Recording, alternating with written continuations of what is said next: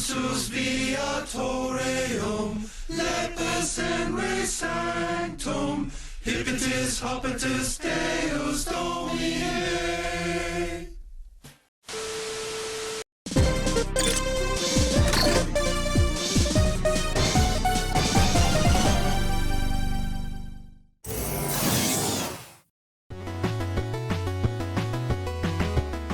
Hey yo Mega Bros, and welcome to a new game review, and today we're hopping outside the realm of Capcom games to talk about a Mega Man and Sonic inspired indie game, Code Bunny. Do you like bunnies? Well, it's out today on Steam and developed by Team 7th Star. Real quick, I just want to say thanks for reaching out to me and providing me with a review code. Now Doc, let's hop to it.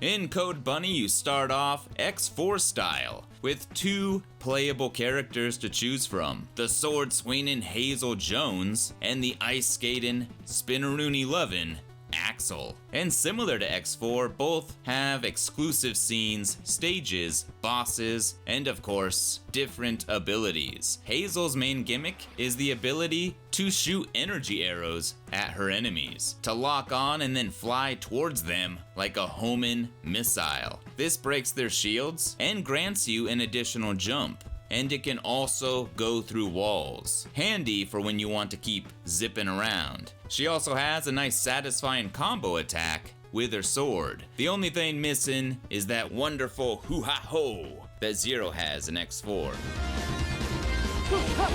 Hazel's damage output will go up the more enemies you defeat and add to your karma meter. However, the more you have, the more damage you take as well. Lastly, both characters do have a parry, which comes in handy against some of the bosses. Fret not though, if you die, the game's checkpoints are super generous, and there are no lives to speak of. You just respawn. The parry comes particularly in handy with Hazel, who might be considered the game's normal mode, whereas Axel is easy mode.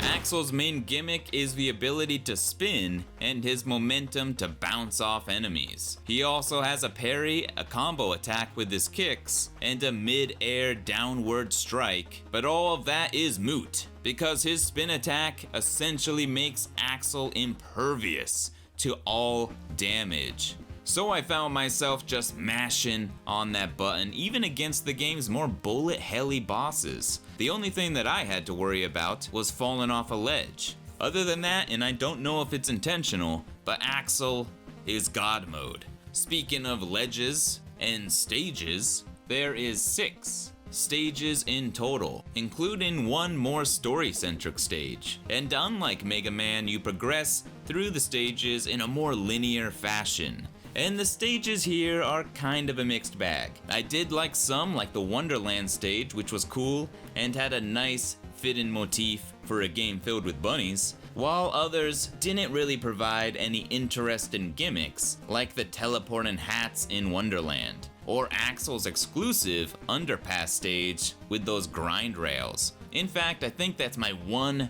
big complaint with Code Bunny: how simplistic the level designs and enemy placements are. I found myself wishing the game would ramp up and throw some interesting obstacles my way that make good use of the character's abilities, and while a couple spots did, it was by and large not enough. There really needed to be a larger variety of obstacles as well as stage enemies, which you'll pretty much be dealing with the same enemies in the same way throughout the entire game.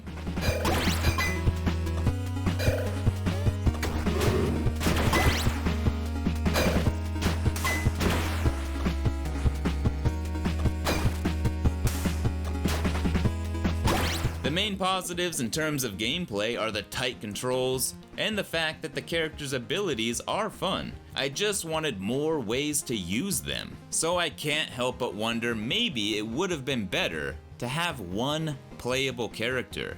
The game is fairly short and can be beaten with both characters in under an hour. There are a few modes to hop into though.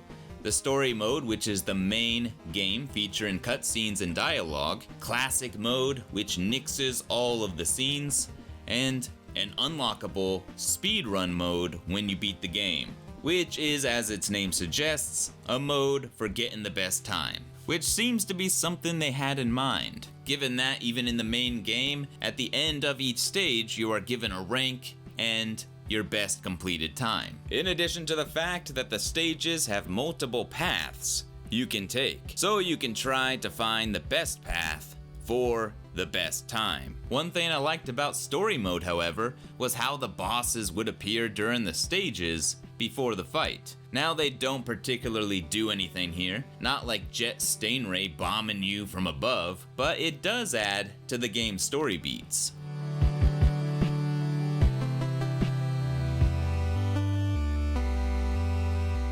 On that note, let's talk about plot and presentation. For pixel art lovers, the game has you covered. The sprites look decent, and there are some decent looking stages. Then there's the Comet stage, which honestly kinda fell out of place. Like a stage from N+ or Super Meat Boy, with an annoying instant death red wall gimmick. The kind of gimmick that makes my hair stand up. Get it? I see what they were going for, but both the design and the gimmick felt out of place here. Other stages like Wonderland or that Japanese looking stage were definitely the highlights. Code Bunny does feature some nice music, nice and catchy.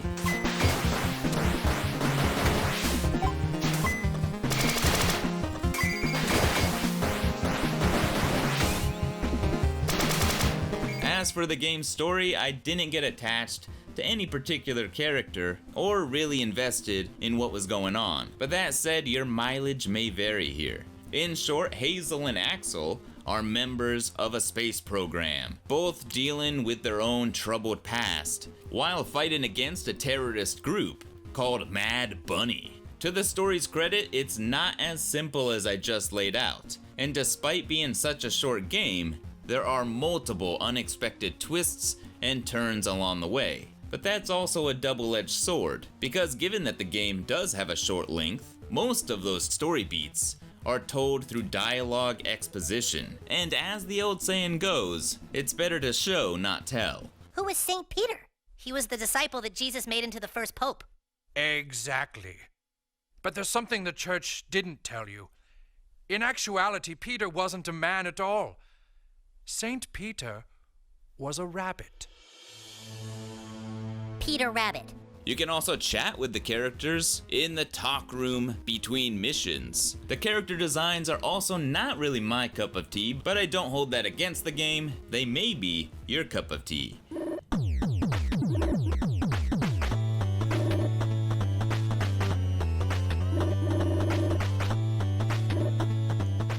All in all, Code Bunny is a good bit of fun. There are some interesting ideas here. It could use just a bit more focus to expand on what works. More variety in the stage obstacles and enemies that really play up the character's abilities, especially considering these are the only abilities you have to play around with. I think there is potential here though, and I really enjoyed Axel's ice skating gimmick. And there were some fun bosses. Code Bunny is out now on Steam, and it's only $10. If that's not a carrot on a stick, I don't know what is. I think it's appropriately priced, so take the plunge down the rabbit hole and into Wonderland. It's worth a try.